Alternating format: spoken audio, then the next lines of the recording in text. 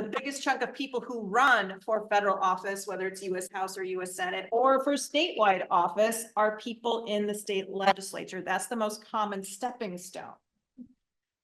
And so when you have so few women in the state house, and whether it's because of term limits or gerrymandering or all of these other institutional barriers that we have here in Ohio, that creates that kink in the system.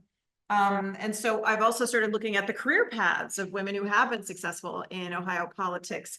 And what you see is that women who run for office in Ohio are far more likely to have started at the local and county level before they run for state house, and then they serve in the state house before they run for US House or US Senate or statewide office. Whereas men don't seem to do that nearly as often. Men just seem to like wake up and say, I think I'm going to run for president.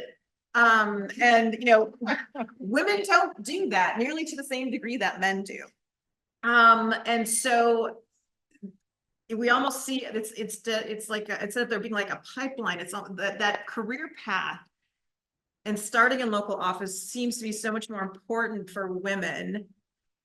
And whether that gives them the confidence or the connections, you know, for them to run for state house, it's another barrier that they're self-imposing on themselves.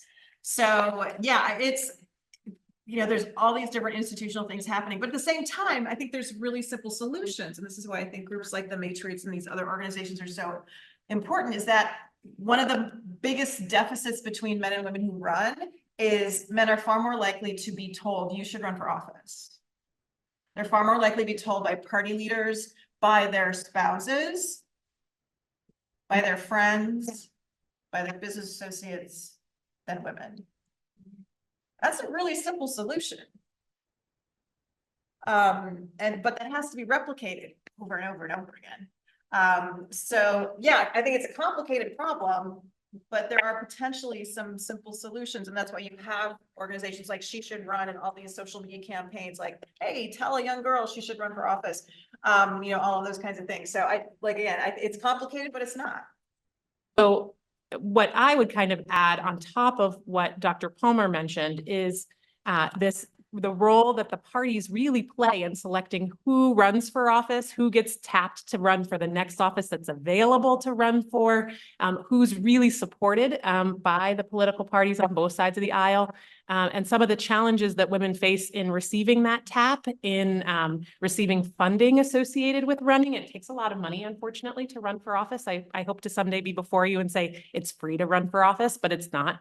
And so men are more often to be picked and have waited their turn to run for office, as opposed to women having that same grace. And we see that there are numerous ways to support women in running for office. One is to encourage her.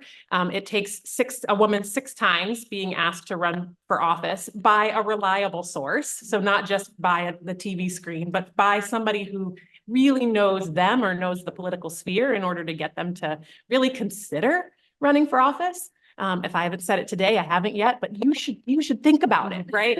You should think about it. Think about running for office. But it also takes a lot of money. Men raise more money than women do. Men oftentimes have larger dollar donors. So in Ohio, the maximum amount that an individual can receive, for the most part, is $15,499.69 per donor. It's a nice round number.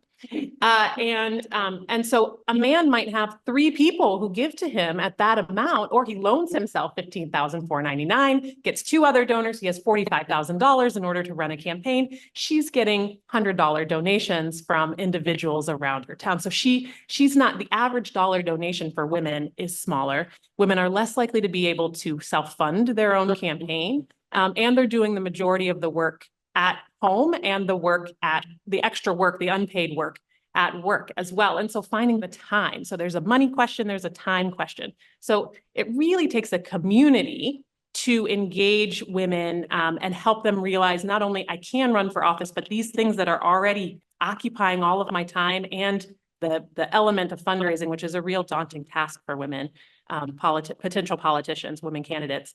Like, how do we move those pieces away and help them solve those issues?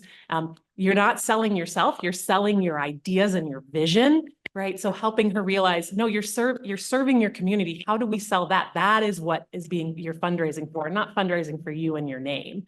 And I'll just point out that women also really think about the impact they're going to have on their community. And right now, politics is getting a pretty bad rap for being impactful.